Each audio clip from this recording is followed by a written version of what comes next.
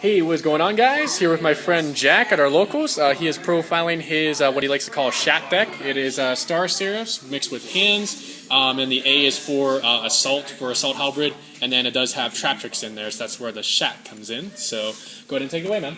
Okay, guys, we're going to go with the main deck first. First, I play 3 Star Seraph Scepter. He's the main guy that searches out your chair. This helps you get the combo off whenever you can search out your chair. You basically want to have one chair in hand already, and whenever you search out the other one with Star Seraph Scepter, this effect takes place off. You can reveal to special him because you had a Star Seraph normal summoned or special summoned, and then you can reveal the other one special. When you special summon these chairs, you +1 by drawing, and then when you exit and you use Stick as an exit piece, you get to automatically pop a card, and it's a summoning condition when the exit is just on the field in general. And then you usually go into Deltro, so then you can neg them again by detaching. And what's good is when you pop with his effect, you get the draw as well. So it's very good negging. That does it for the Star Seraph engine. Next, I play a little bit of the Hat engine, or the Hand engine.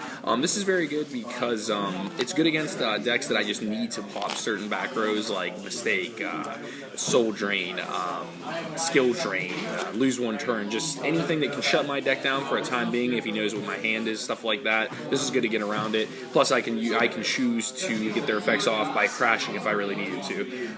Then I play 2 Heroic Challenger Assault Halberd.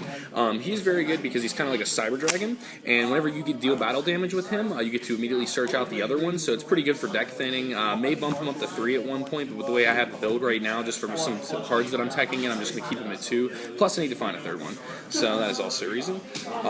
Then I play a little bit of the Traptrix engine. I just play 2 Traptrix Momulo and 1 Traptrix Dynaf. I don't want to clog it with 3 and 2, mainly just because this deck has a lot of other stuff in it that I would rather prefer, and sometimes I can draw Dynaf first turn. That's really bad because if I don't have a target, she's just kind of a dead monster in hand, so just depends. Anywho, that does it for the monster lineup.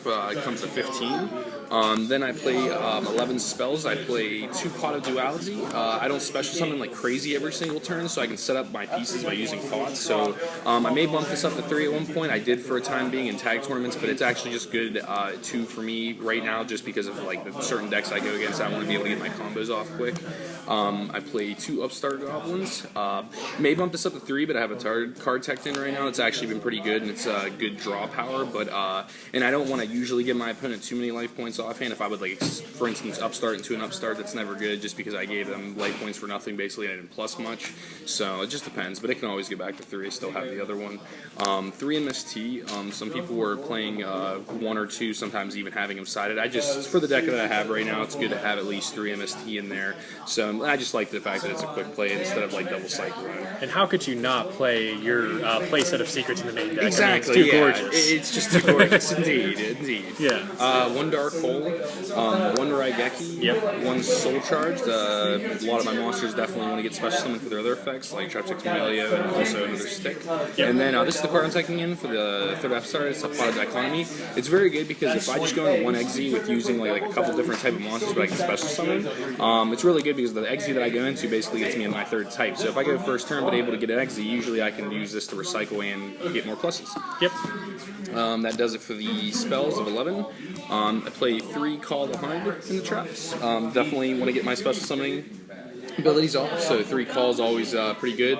Sometimes I start out with 2, which is never good, but it's still pretty versatile. I usually don't start out like that, but if I get them later in game, they're always really good. Yeah, best play I've found testing with the deck is going end phase call either for Romelio for an MST pop or the Scepter Sovereignty play on the opponent's end phase. Exactly. It's very good that way. 2 Phoenix Chains, just because a lot of decks you do need to negate. 2 Mind Crush. Definitely in this format, Mind Crush is a very valuable card. If you can main it, I would main it definitely. It's very good. I play 2 Mirror Force. Definitely also a card that was a staple, and now it's definitely going into the main deck again, I can see, just because it's so good against some decks that just spam the field and go for the OTK. So 2 Traptrix Nightmare Hole. This is very good because it's searchable, and it's just very good to stop a lot of decks that activate whenever they have been special summoned this turn, and it's just something you need to get off immediately, like Trish, for instance. Very versatile, depending on the deck you're going against.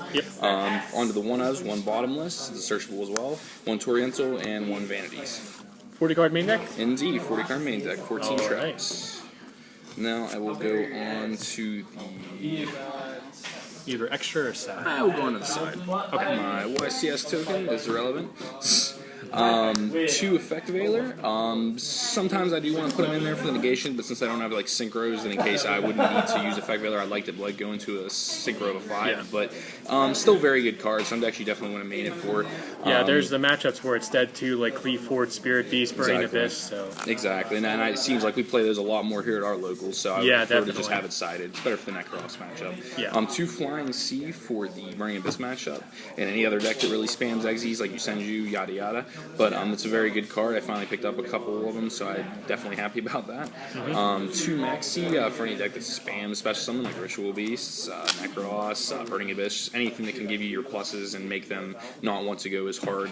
But that does it for the monsters. A total of 6. I played 2 Chaos Trap Hold. Danko is a very, very bad card against my deck. If you activate it, I'm pretty screwed for timing unless I can get a play off to where I can get Danko off, or at least have Stick to crash over it. So definitely 2 of those. May cut it down to 1 at one point, but I like it at 2 for now. 2 Fairy Winds for the clean matchup, obviously. Other decks that may, also side and stuff that could hurt me if they flip a face up if I know they have it, but mostly for Cleese. Good against Floodgate heavy decks. Exactly, mostly Floodgates, yep. 2 Imperial Iron Walls, very good for the Necross, Ritual Beast, anything that just needs to banish, even Infernoids kind of just because they banish for their big guys, so very versatile. Trap Pro is very good. Yep. 2 Shadow Imprisoning for basically any dark deck, Burning Abyss, stuff like that mostly, zombies, just anything dark. And then the 3rd Mind Crush. So that does it for the side. We get on to the extra. We got the 1 Satellarknight Zeltaros, the 1 Satellarknight Polydamas. Can never say its name right, but oh well. It's a creative way of saying it. I'll give you that. Just say it real quick so it sounds fancy. Yeah. Satellarknight Constellar Diamond, very good card against any dark decks, so very helpful. 1 Evil Storm Ouroboros. Oh, that shiny dual terminal. Oh, I love it. I didn't even know it was when I got it. I was just like, okay, I'll accept that. That does it mostly for the 3 level 4 monsters. Onto the just staple rank 4s. Evil Storm Exciton Knight. It seems to be a staple nowadays. Really good for the clean matchup, especially. 1 number 1 Honor Mark. 1 Wisp Waller. 1 number 103 Ragna Zero. 1 Lavable Chain. 1 Daigusto Emerald. 1 Castell, 1 Steel Swarm Roach, 1 number 80 Rhapsody Berserk, 1 Gaga Cowboy, or Gaga Samurai, and 1 Gaga Cowboy. All right. That does it for the extra deck, total 15. Hope you guys like the deck profile. This deck is done not bad. There's a lot of people running it a hair differently, which makes sense just because it's a real techie deck. A lot of people have been topping in ARG tournaments and stuff like that, so it's been very good. It's kind of almost like a anti-meta deck to a sense, but at the same time you're also trying to pull off meta plays that you would also see with other decks. So it's really similar to Hat, the old deck that was very, very good last year, and it's really cool because the Styx is actually, or the Star Seraphs has actually been able to make the deck much more better since artifacts got hit to the point where they're not as good in the Hat deck. But now the Star Seraphs are making them a little bit better, and you plus more stuff like that. So I can see it being very good, and I would love to see some mirror matches at one point when people start building it. So. Oh yeah, definitely. Thank you guys very much. I hope you guys enjoyed the profile. Definitely give it a like or a comment, anything that you guys have an opinion on, and thank you very much. Have a good day. Yep. Feel free to subscribe to my channel as well for more Yu-Gi-Oh content. Thank you guys for watching. Thank you, Jack, for the deck profile, and I'll catch you guys next time.